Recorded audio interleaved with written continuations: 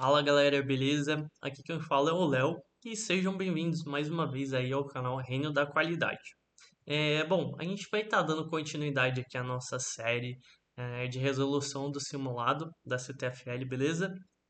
Esse vídeo aqui vai estar sendo referente às questões de número 6 até 10. Então, qualquer dúvida que vocês tiverem, deixem aí embaixo nos comentários, ou então entrem aí no nosso Discord, que está na descrição do vídeo aí embaixo também, então dá uma olhadinha aí.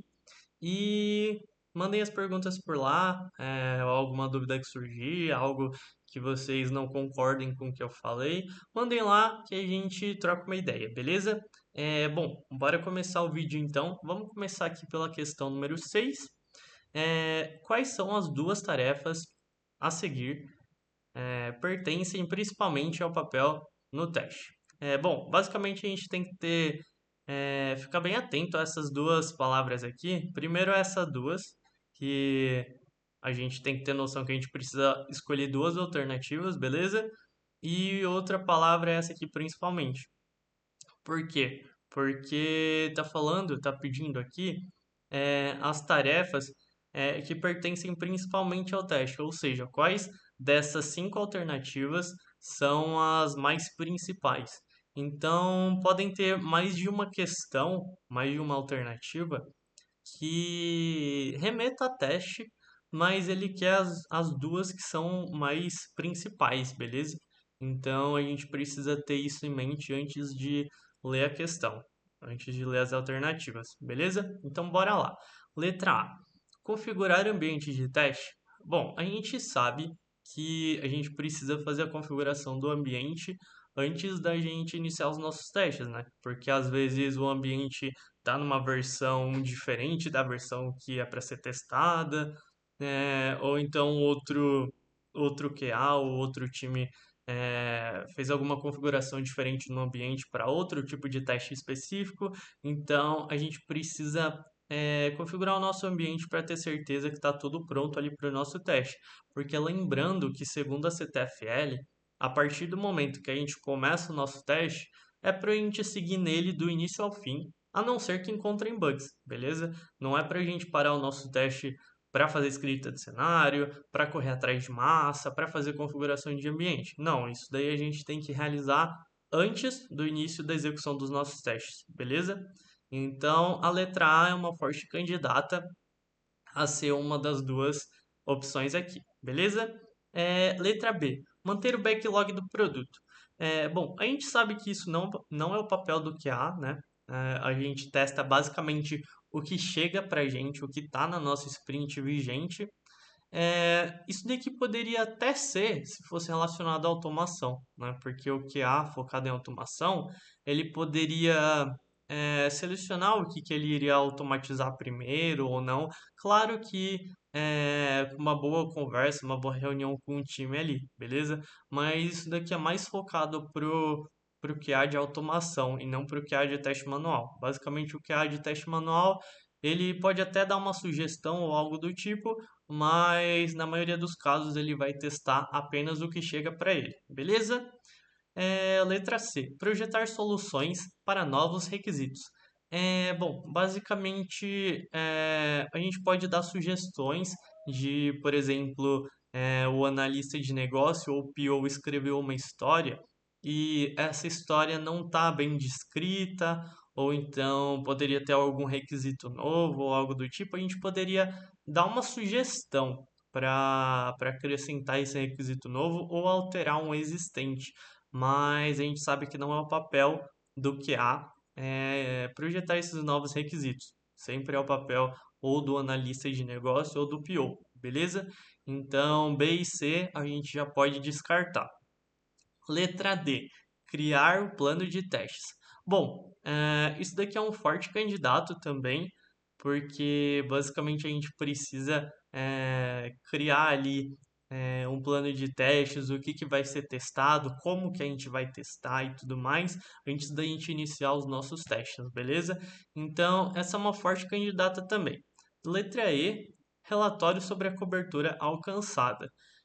Bom, esse daqui também é um forte candidato, certo?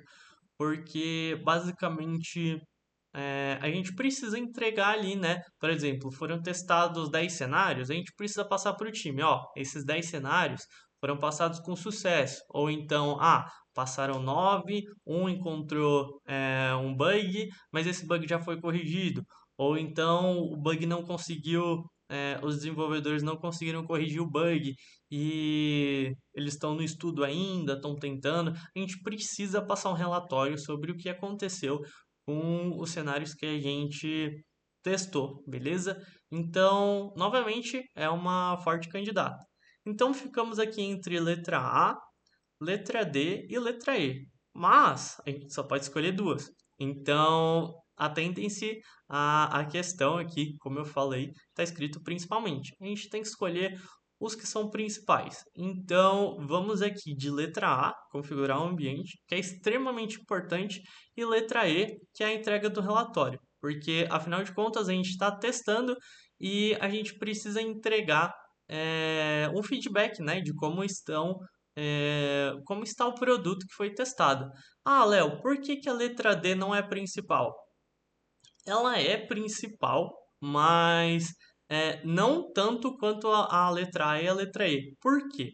Porque essa questão de criar o plano de testes, basicamente, é a estratégia que a gente vai seguir para como que a gente vai testar. Mas, por exemplo, a parte da modelagem e tudo mais, que é escrita de cenários, coisas do tipo, é, encontrar massa, essas coisas, isso daí faz parte da modelagem. Essa parte do plano é mais como a gente vai testar. Então, essa questão de como a gente vai testar não fica tão principal quanto a entrega de relatórios e a configuração de ambiente, que são mais importantes do que como a gente iria testar. Se fosse aqui a parte de modelagem, que é igual eu falei antes, né? A questão de escrita de cenários, ou então é, manipular as massas de dados, talvez seria uma alternativa mais forte. Mas como já tem essas duas aqui, então vamos ficar de A e E nessa questão número 6, beleza? Bora lá, pessoal, questão número 7. Quais das seguintes habilidades são as mais importantes para um testador? Novamente aqui, no enunciado está escrito mais importantes. Então, dessas 5 aqui, a gente tem que selecionar as mais importantes. Pode ser que tenham outras habilidades que também são necessárias para um testador, mas a gente tem que decidir entre as mais importantes, beleza?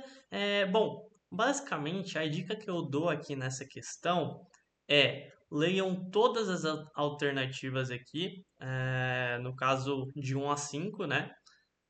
Ignorem essas alternativas de A a D por enquanto, leiam essas daqui e selecionem qual é, na verdade, no singular, apenas uma, qual é a mais importante e compare as alternativas se ela está presente em alguma alternativa, beleza? Levando isso em consideração, fica mais fácil para a gente selecionar a alternativa correta.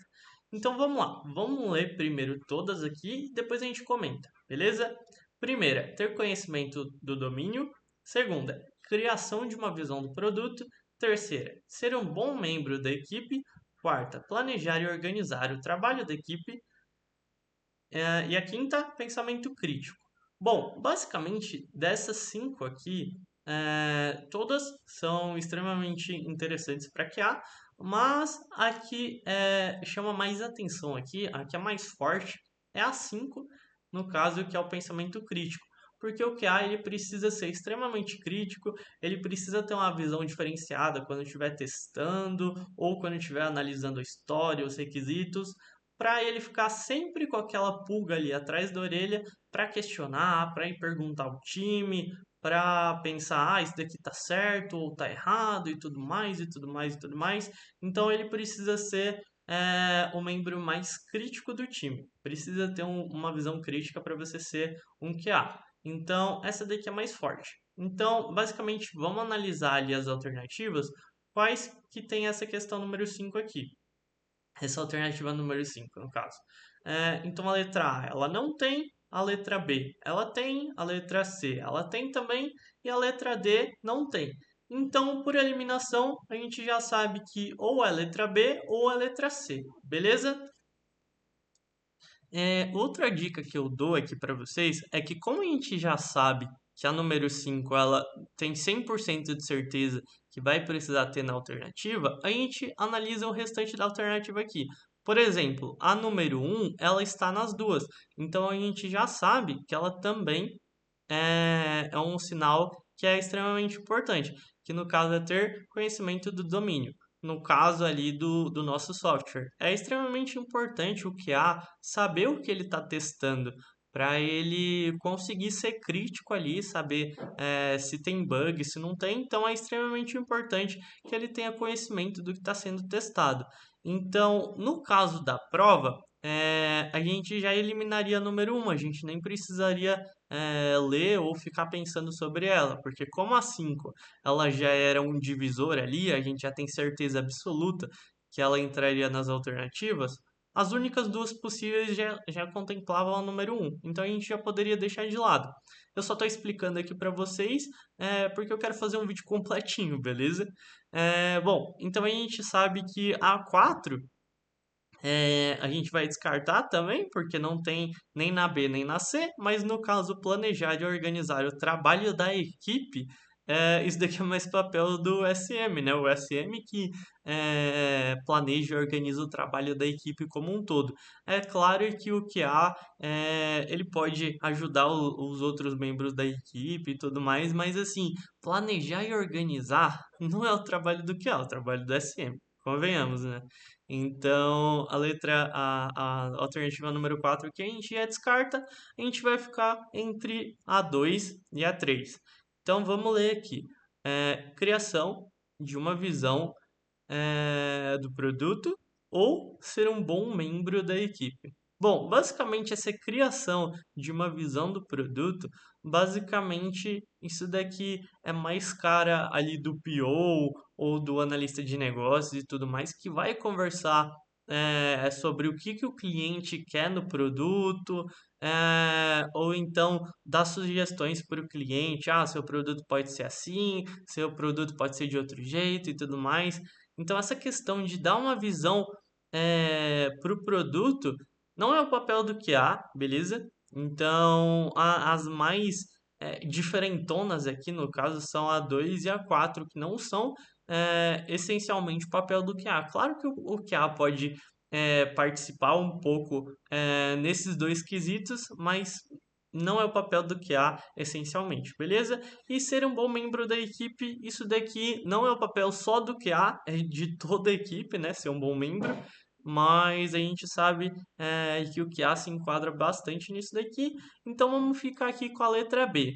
1, 3 e 5 são importantes e 2 e 4 não são, beleza? Então, bora lá para a questão número 8.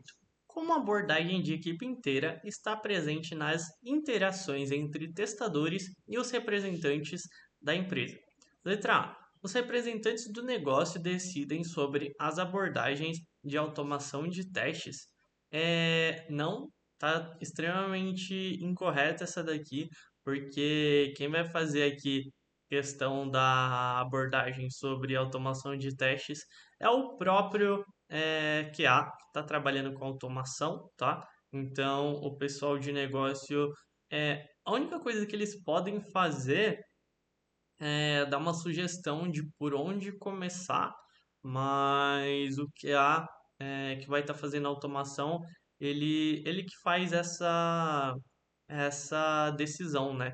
De onde começar e tudo mais. O pessoal de negócio pode dar uma sugestão, mas esse é o papel totalmente do que há de automação. Beleza?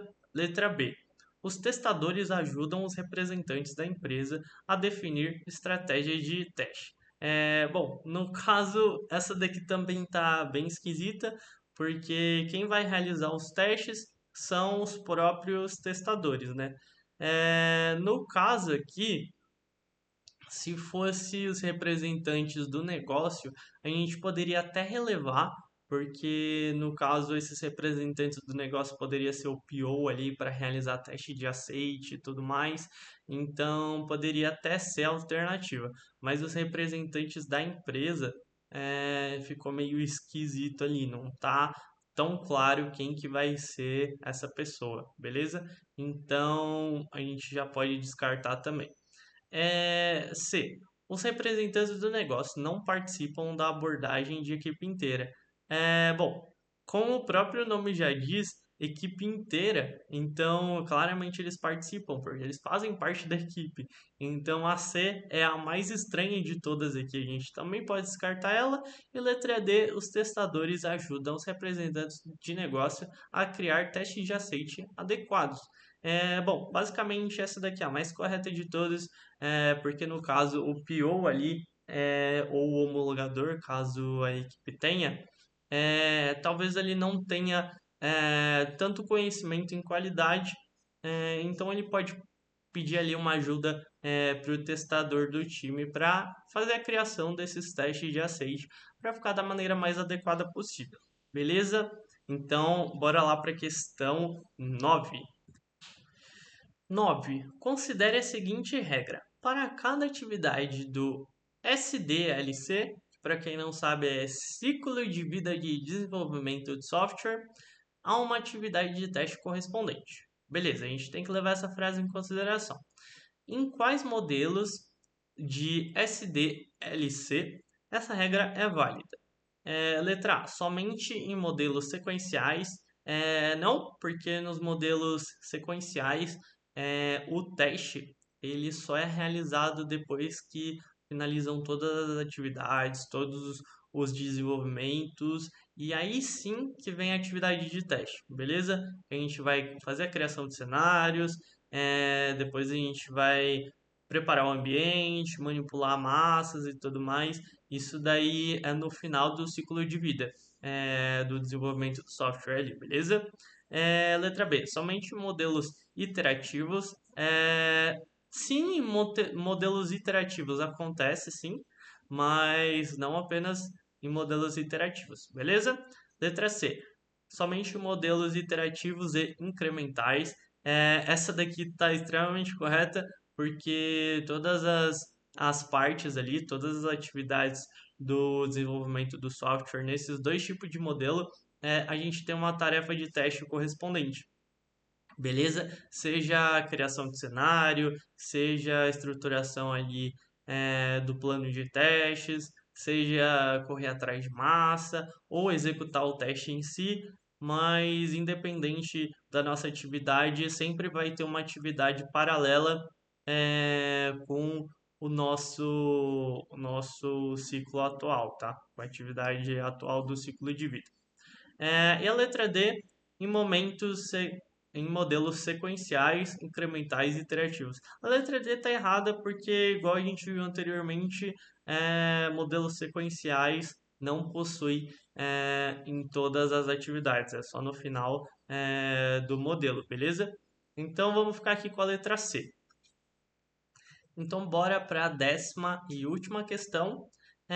Qual das seguintes afirmações descreve melhor, levando em consideração que o melhor está em destaque também, então podem ter outras alternativas que descrevem também, mas a gente tem que selecionar melhor, beleza? Melhor a abordagem de desenvolvimento orientado por testes de aceites, no caso ATDD, beleza? Bora ler as alternativas então. A. No ATDD, os critérios de aceite geralmente são criados com base no formato dado, quando, então. Bom, basicamente aqui está generalizando que os testes são criados nesse formato, então já desconsidera, porque sempre quando ele está generalizando alguma coisa, tem grandes chances de não ser, beleza? Então, não necessariamente os testes precisam ser, os critérios de aceite precisam ser criados nesse formato, beleza? B.